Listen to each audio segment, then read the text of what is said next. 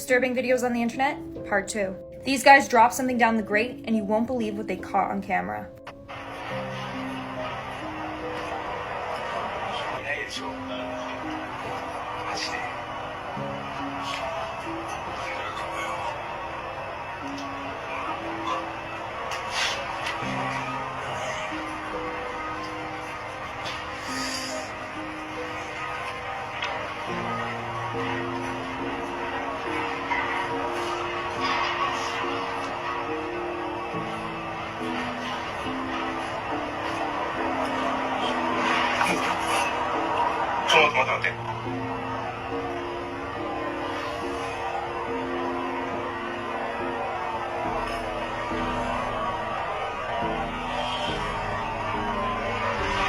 This is a true story of a woman that ended up attending a jinn-filled wedding without realizing it. This story took place in 1997 in the city of Kuwait. At that time, Nora was a part of a very popular band that played at many weddings, formal events, and parties. One day, just like any other day, Nora received a phone call from a person requesting for them to play at their wedding. Back then, weddings in Kuwait were normally hosted in people's homes. Nora didn't think anything of it, so she accepted it and everything seemed normal, or so she thought. Once they arrived to the mansion, they realized that this was a beautiful, expensive mansion. They pretty much just thought to themselves, oh well, just another day of us playing for rich people, and went and knocked on the door. They were quickly let in by this woman who told them to sit in the living room and just wait. As they sat down, a woman came to greet Nora. When Nora went to give her a kiss on the cheek, she felt like the woman's cheek was extremely hot to the touch, almost like she had a really high fever. Nora decided to brush it off and just proceed with the night. 30 minutes after they arrived, the band began to play. Once the band began to play, Nora and her band members became frightened. The people from this wedding were dancing so abnormally that it was sending chills down their spine. They also noticed that a lot of them had an abnormally amount of body hair.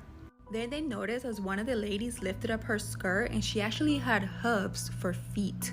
Quick little side note, a jinn can transform themselves into pretty much anything. The only thing they can't really change about themselves is their feet. At this point, the band is getting ready to get the heck out of there, but they didn't want to draw any suspicious because they were afraid as to what may happen if they were discovered. They then see as the bride and groom enter the room and they sit in front of this bizarre looking demonic statue. Not more than 5 minutes after the bride and groom enter the room, the lights go out and the whole place goes completely pitch black. They see this as their chance to get away, so they run off the stage, grab any little belongings they could gather, and they run out of the house. As they're running, Nora happens to look back and sees that what was once a beautiful mansion is now an old abandoned shack. Being that it was not 3 a.m., it wasn't the normal to see a bunch of females running in the street late at night. A man happened to come across them and asked them what was wrong. One of the bandmates, completely out of breath, responds with, "That house, it's filled with jinns." The man goes, "That house has been abandoned for years. What were you guys doing in there?" The bandmate responded with, "It wasn't abandoned when we were in there." The man ended up calming them down and giving them a ride home. That was the very last event that Nora and her band ever played. The band retired after this.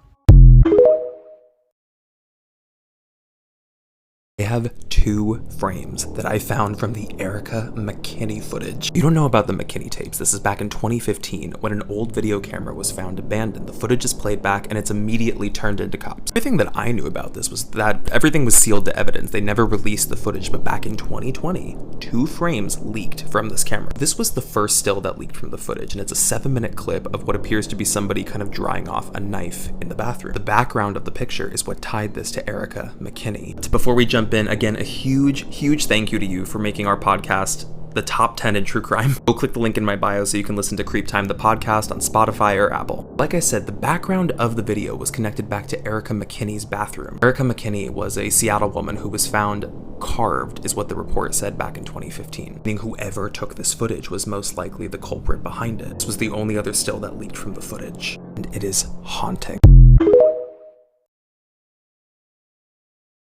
These are the most disturbing things found in new houses, part 1. Up first, this couple bought a new house when they suddenly discovered a secret hidden room underneath the staircase.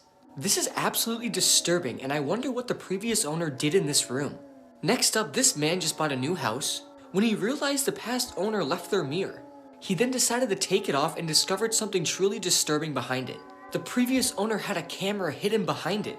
I wonder if he was spying on people in his house when he lived there, or if he wants to spy on the new people who moved in. Either way, it's very disturbing.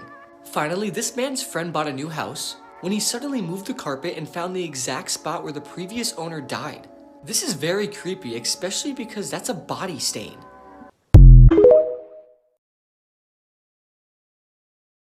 Nothing is actually terrifying. Let me explain. In horror fiction, we tend to think of the monster or jump scare as being the main source of our discomfort, but there is another, much bigger factor at play here. Absolutely nothing.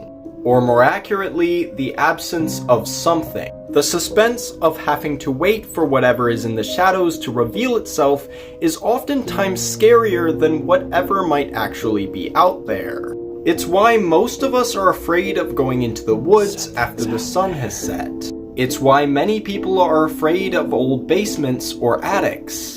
And it's why many people won't go swimming if they can't see the bottom of the body of water they're swimming in. So the next time someone asks you what you're afraid of, you can truthfully answer, "Nothing scares me." Leave a comment if I should make more videos like this, and follow for more. These are the most haunted places in England, starting at number 4, Barry Pomeroy Castle. 2 female entities are said to haunt this place, the Blue Lady and the White Lady. This place is open to the public. However, if you see a woman wearing white or a woman wearing blue, turn around and walk the other way. Number 3, Blickling Hall. The ghost of Anne Boleyn has been haunting this place for many years. A staff member reported seeing a woman reading a book in the library, who then disappeared when the staff member got closer. Upon looking at the book the woman was reading, the steward discovered that the book was open to a page containing a painting of Anne Boleyn. Number 2, the Ancient Ram Inn.